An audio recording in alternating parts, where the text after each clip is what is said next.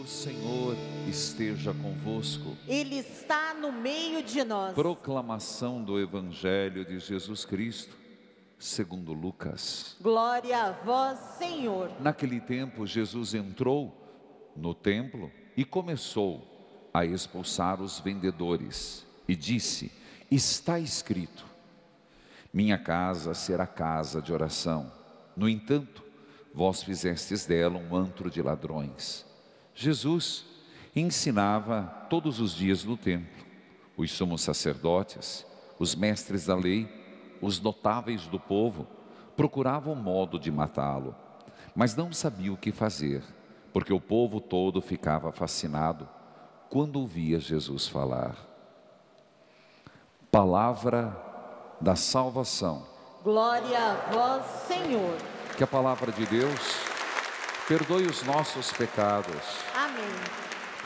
Querido povo de Deus que está aqui no santuário de Nossa Senhora de Guadalupe, Padre Odilon, também santuário das Santas Chagas de Nosso Senhor, nós estamos, e na sexta-feira lembramos a misericórdia de Deus, e lembramos que a misericórdia de Deus nos vem pelas 5 chagas de Nosso Senhor Jesus Cristo.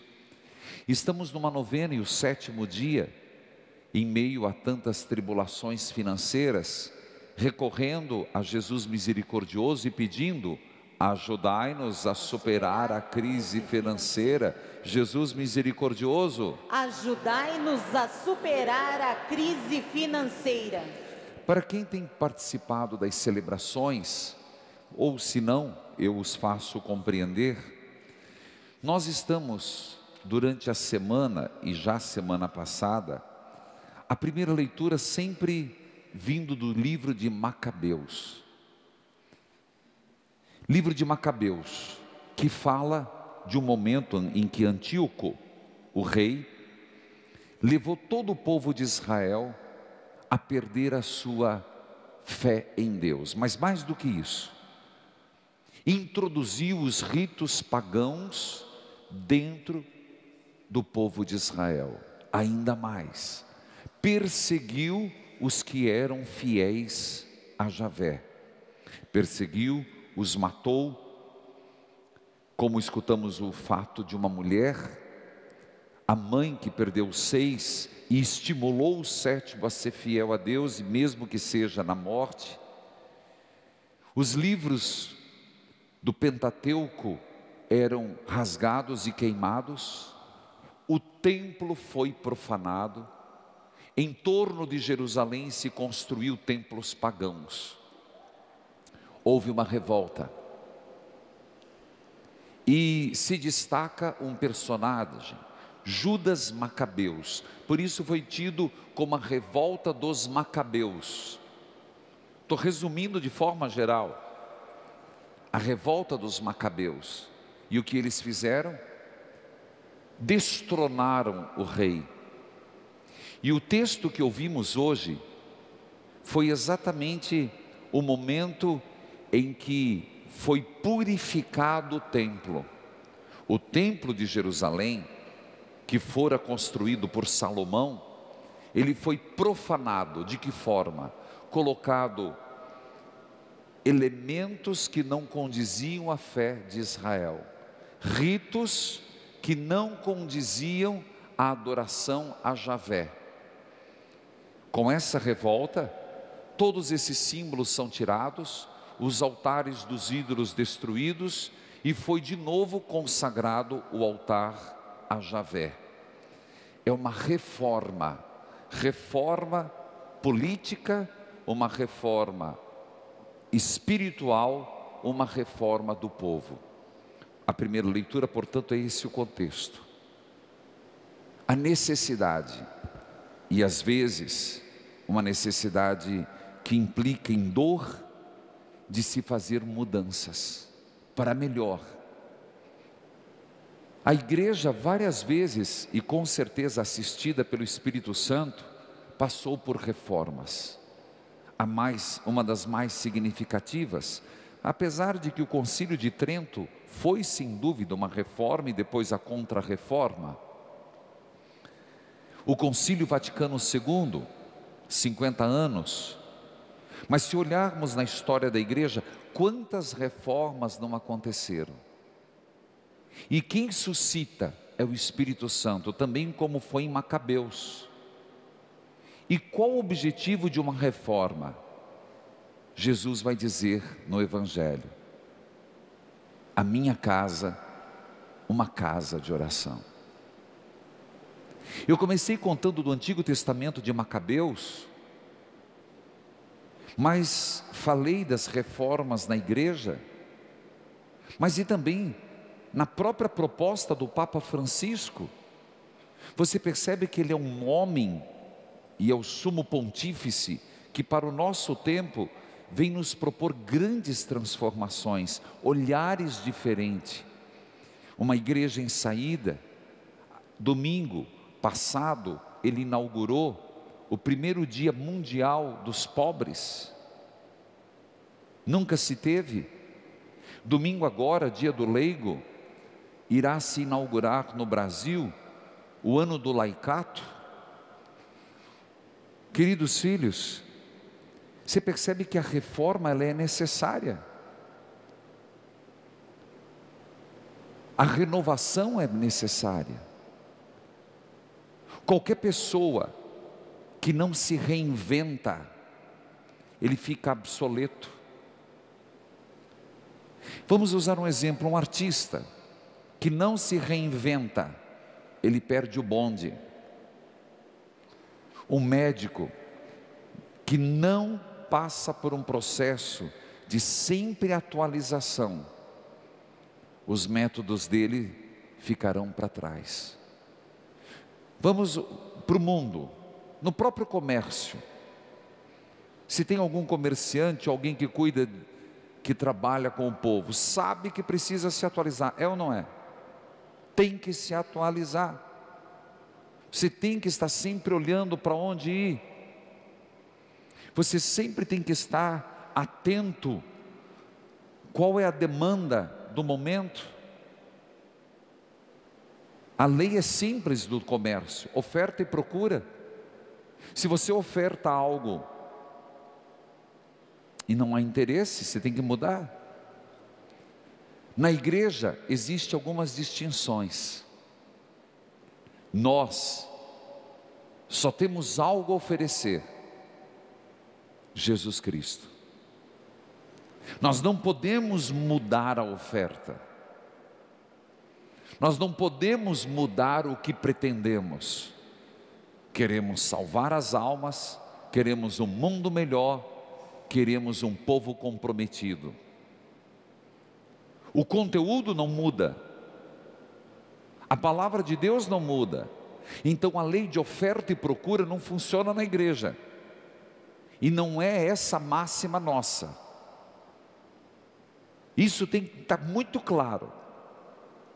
Nós temos Jesus Cristo, nós temos um plano de salvação, e o que nós queremos é o céu.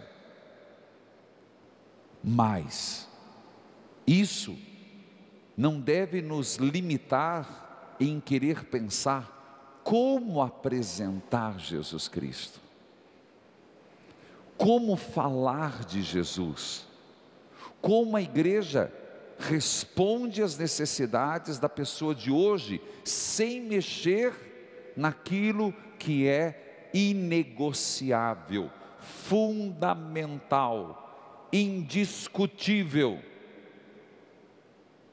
É muito fácil a gente não aceitar a transformação e pararmos no tempo, em nome de uma ortodoxia. Sempre foi assim, nunca muda. Espera lá.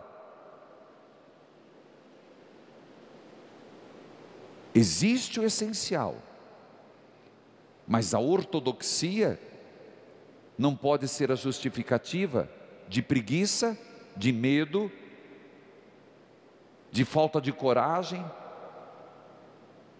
Quando o Papa está dizendo, vamos manter o essencial, mas vamos à frente, um passo a mais. Minha casa é casa de oração.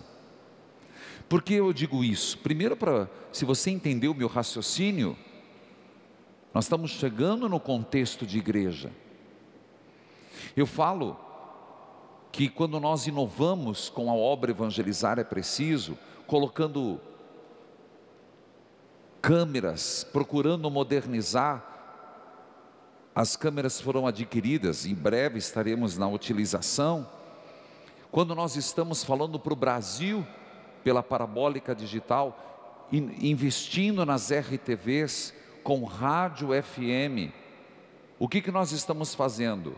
Garantindo o conteúdo, mas tentando fazer com que Jesus Cristo chegue àqueles que não estão dentro das nossas igrejas. Meus irmãos, e é uma luta desigual. Nós, como cristãos e como católicos, não esqueçamos isso. Nós temos que sempre lembrar ao mundo a pessoa de Jesus Cristo, porque se esquece fácil. Minha casa é uma casa de oração. A necessidade de mudança. Isso fica claro porque Jesus entra no templo, pega um reio, desce no lombo, vira a mesa e manda os vendilhões embora. Mas agora vamos falar das nossas casas. Vai chegando o final do ano, dá vontade de dar uma pintura, né? A casa começa a ficar meio encardida. Não é encardido, o sol desbota, a tinta não aguenta. É uma mão, um selador aqui, é um verniz ali, é polir um negócio. Tá bom, tem que cuidar mesmo. Veja, estamos cuidando há quanto tempo e ainda temos para o ano. Eu não aguento esse ano. O ano que vem a gente começa todo uma empreita aqui no Santíssimo. Mas minha casa é uma casa de oração. Eu dizia para uma pessoa esses dias que está reformando a casa. Eu acho que a pessoa não entendeu o que eu disse. Porque eu disse, reforme a casa por dentro. Eu vi que a pessoa passou e não entendeu. Eu voltei e disse, meu filho, reforme a casa por dentro, seu casamento. Minha casa é uma casa de oração. Se Jesus teve a coragem de chegar no templo e foi motivo que o quiseram matar, não foi algo muito bonito. Não é algo que a gente gosta de ver Jesus com um reio na mão descendo no lombo. É porque era necessário. E às vezes, eu diria que em nossos lares nós precisamos virar a mesa. Não num surto psicótico de quebrar as coisas, de bater, de xingar. Isso não. Mas transformar a casa, reformando, mudando, renovando, instaurando relacionamentos novos. Às vezes a gente precisa virar e perceber, minha casa está um verdadeiro lugar de perdição. Se xinga demais, fecha a boca para o xingamento. Mas na minha casa ninguém dialoga. Pudera, às vezes você se torna uma pessoa insuportável. Às vezes exigir menos, amar mais, ser mais tolerante.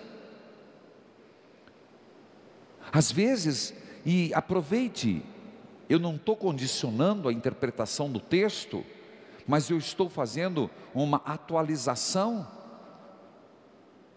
Eu sou de uma família que quando chegava no Natal, quando dava, pintava a casa, quando não dava, lavava as paredes.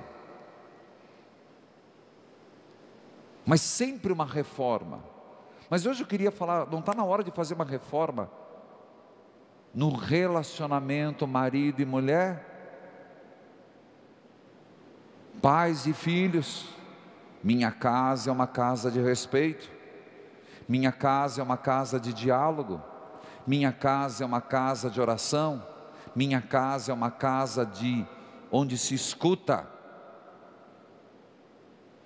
Cuidado, meus irmãos. Cuidado.